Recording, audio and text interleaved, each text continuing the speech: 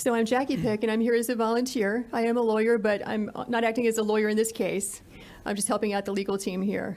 And going to explain to you the evidence that we have from State Farm Arena here in Fulton County, which goes to what Ray was talking about in terms of fraud or misrepresentation. So when that cues, okay. So it's going to be tough because I'm going to have to depart from the microphone and point out some things at times. You're looking at one big room here. This is where, according to our witnesses, who've given us sworn affidavits, this is where the absentee ballots and military ballots are being tabulated on election day. So we have the tape from first thing in the morning all the way past the close of the polls. What you have is essentially two Republican field organizers who were sent here to be observers. At no time were they actually permitted to observe in a meaningful way. I'm sorry, I have a voice issue today. They are roped off with the press on the side. See if I can show you. Keep your eyes right here. Okay.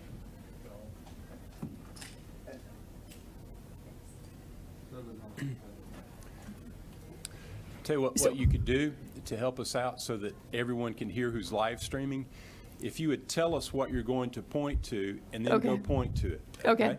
All right. So now what will happen is these frames can move around. So this can get a little confusing, but I'll make sure to make it clear. We have two observers there that are going to show up, not at this point, this is in the morning, as you can see the daylight. They're going to get there at about 8 o'clock to watch the tabulation of absentee and military ballots. But according to their affidavits, at about 10 o'clock, there was one person working the polls who told everyone in the room to leave on the basis they were going to stop counting and return at 8:30 in the morning. So if I can get the frame for approximately 10 o'clock or 10:20-ish. 10 p.m. Okay. Yes. We'll have to come back to the morning for a different reason in just a second.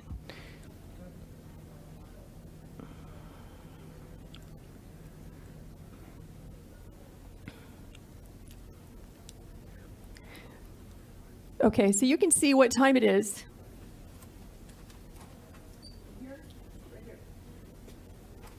So we're at about 10 o'clock. And what you'll notice is that the workers are present, working, and you have, back in that corner I pointed out to you, the press and the Republican observers.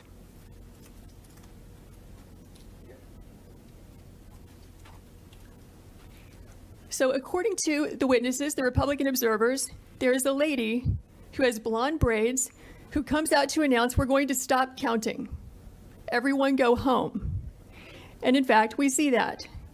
What happens is everyone clears out, including the Republican observers and the press, but 4 people stay behind and continue counting and tabulating well into the night from that point, which is going to be about 10:25 when they all clear out, or 10:30. And they will continue counting unobserved, unsupervised, not in public view as your statute requires, until about 1 in the morning.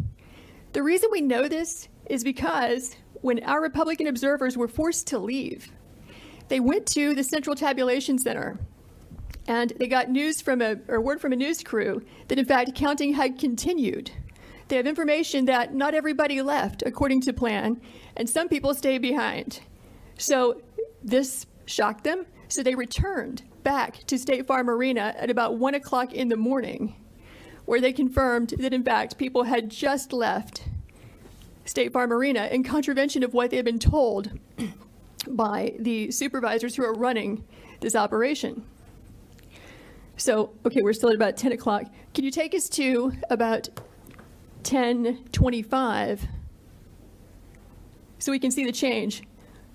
You're going to watch this place be busy and filled up to emptied at some time between 10:25 and 10:35, which is consistent with what the affidavits say.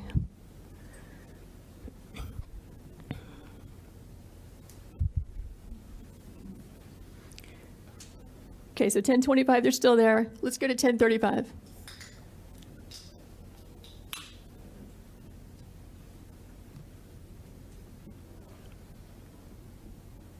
It takes it just a few minutes for the frames to actually catch up with there you go, with the time that you're seeing. So here you see it's all cleared out. We just went from 1025 to 1037. The place is a ghost town. This is where the people were vacated and told, go home, come back at 8:30. We will now stop working and stop counting.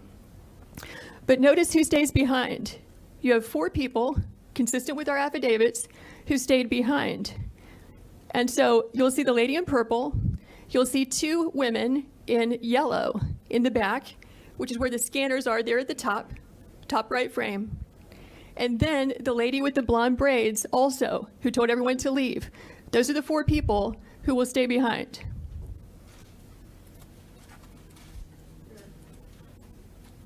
Those 2. Okay. Observer's still there. So the Republican observers said they were the last people to leave State Farm Arena, along with the Fox News crew, excepting those 4 people. So what you're going to see, look at the ladies in yellow. You'll see that they will begin just sitting still, doing nothing, ostensibly not working, because after all, they said they're going to stop counting. They will wait until the witnesses over there in that roped off area, the press and the observers, leave the room. Then you'll see them move into action and begin scanning ballots.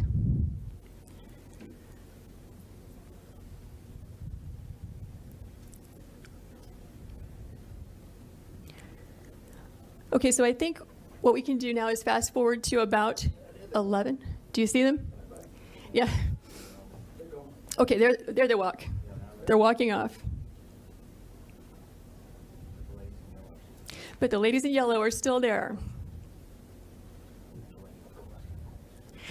Yes, keep your eyes on the lady in purple and the 2 in yellow and the woman in the blue apron with blonde braids, because those are the people who stay behind.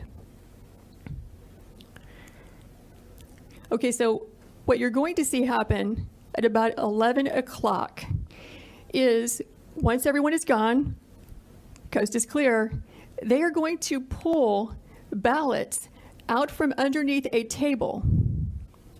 Watch this table.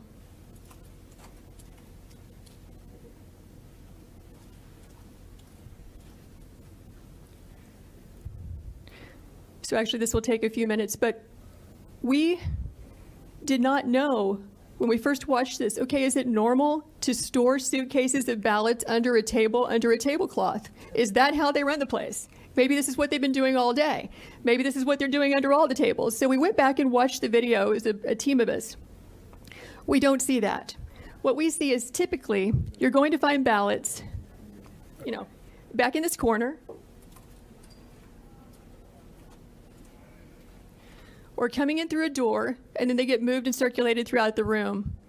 And it can get a little confusing because they have these black containers of ballots. They have the U.S. Postal Service containers.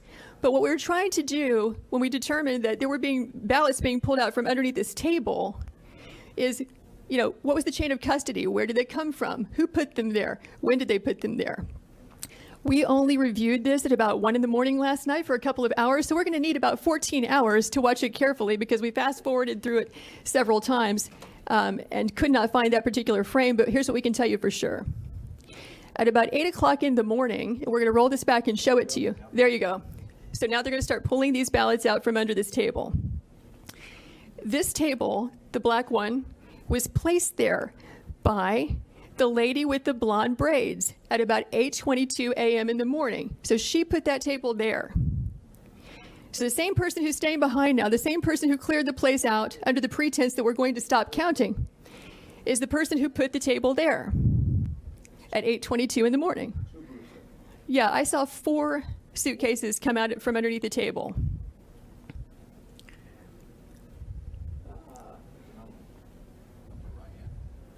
Yeah, upper right hand, you see the gentleman in the red. So he just pulled one out.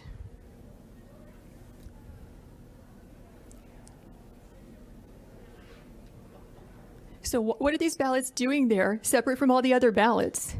And why are they only counting them whenever the place is cleared out with no witnesses? Is the question.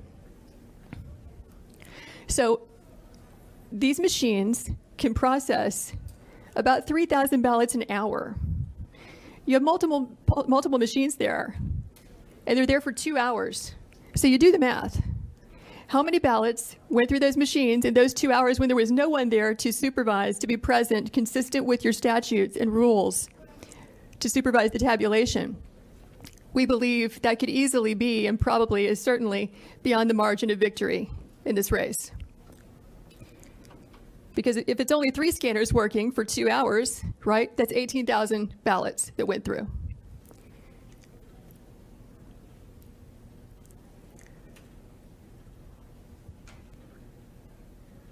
So we're now at 11:09.